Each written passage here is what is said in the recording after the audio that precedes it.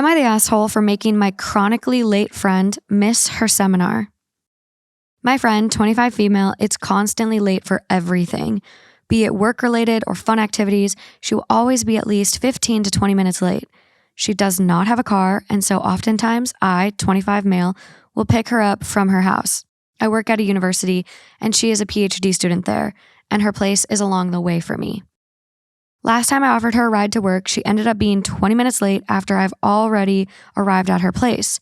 Because of that, I ended up being late for work. She's always very apologetic about her lateness, but never changes.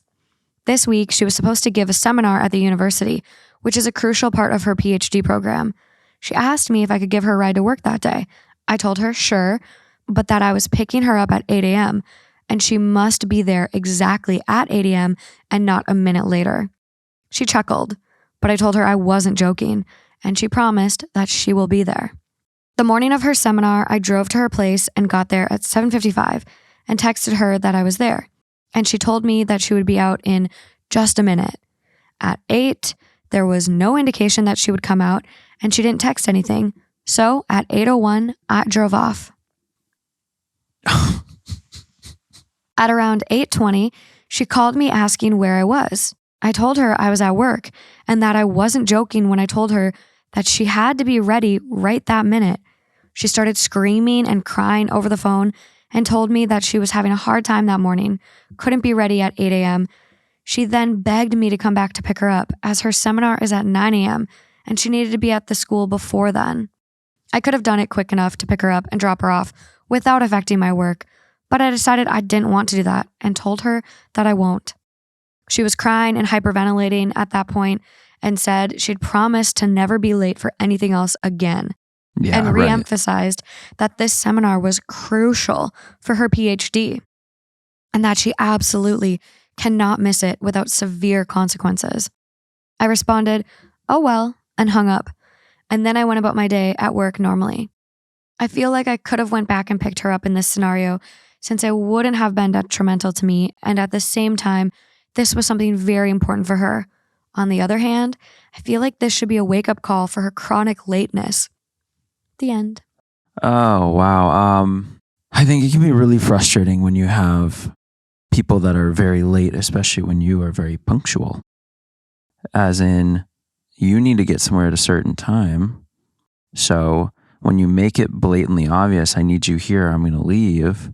Yeah, this was very clear. Then that's one thing. I do agree with the fact that if this was, a very important thing, you could have gone back, but also it's 8:20 and it doesn't start till 9. How far away? If he could literally go back, get her, and then come back in that time, she's not far away from where she needs to go. Is there not Uber or anything? That's what I was thinking. And is there also nobody else in the world to help? I'm not sure. And it's like, he made it very clear. So it's very fair. 8:01 is very by the book. Send the message. But also she didn't text him until 8:20 being like, "Hey, where are you?" I feel like that's 20 minutes. Well, and I don't know the dynamic, but I feel like I would have called at 8 and said, "Listen, I have to go right now." Given her one final warning. Yeah. But I don't know, because after years of dealing with it, I don't know what you do. It's hard to make a stand on a day where it's critical for someone not to miss something. Yeah. But I feel like you kind of make this stand when it's like, "Oh, I'll pick you up and we're going to go meet everyone for a dinner get together or a birthday gathering or something." Then you just say, "You know what? I had to go. I wasn't going to be late." And I think that's totally fair. If you are being generous enough to give someone a ride, stop, pick them up, give them a ride to where they need to go, they also need to kind of accommodate your schedule. Yeah. You're doing them a favor so they can accommodate you more. I would never be like, "Oh, can you pick me up?" And then, "Sorry, yeah, you're gonna have to wait 20 minutes. And then also I need to stop at the mall on the way." Don't think so. Yeah. That's not how favors work. So get with the program. I think the fact that she didn't text him until 8:20. She didn't even realize. No. And so it's if he would have waited that entire time, he would have been waiting there for over 25 minutes. 25 minutes. When he said, 8 Yeah. and got there early at 7:55 to give her 5-minute warning. Yeah. Perfectly fair. Get your shit together. Yeah. And I think some people need to be taught like lessons like this. Like she's learning the hard way now. And also like, I know how I was in grad school and on important days where I had like my dissertation, like speech to kind of like present my capstone idea. I was there like 6 a.m. even though it wasn't till like 9. Like I am so anxious on big days that like I have to be there early. And I know not everyone is like that. People are different. But at the same time, if you're a PhD student and this is a big step in your career, why are you not more prepared? Yeah. Why are you not making a greater effort to be ready at 8? 100%. And like the comments kind of like, most of them said not the asshole. Like you warned her, she had 40 minutes to make other arrangements, even after all her procrastination, which is true. Like call Uber. I'm sorry if you can't afford Uber, but you missed your ride. So if you couldn't afford Uber or arrangements like Then that, be ready. Be ready. But there's one comment that literally goes, everyone sucks here. For one, leaving if someone isn't immediately right on the dot on time is pretty extreme. You Yes. at least wait 5 minutes. If a few extra minutes was going to kill you, you shouldn't have agreed to pick them up in the first place. Secondly, taking it upon yourself to teach someone a lesson at the worst possible time is pretty malicious. You could have left them behind to teach them a lesson literally any other time when it wouldn't have really mattered. But you chose this of all times just to really twist the knife. Right.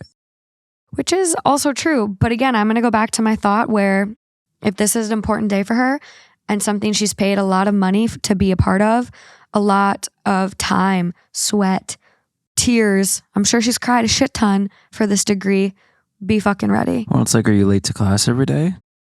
Maybe, probably. But at that point, like I have ADD, I have terrible time management, I have a terrible sense of time, but I have started to like set alarms. Like I'm like, oh, hey Siri, set an alarm for 9 a.m. labeled Spotify call. And I'll like set a backup alarm. Spotify call alarm for 9 a.m. tomorrow. Thank you, my little baby. Like Siri's my buddy. Like he is my best friend. I ask him what the temperature is. I mean, he is my buddy. I ask him where he is when I lose my phone.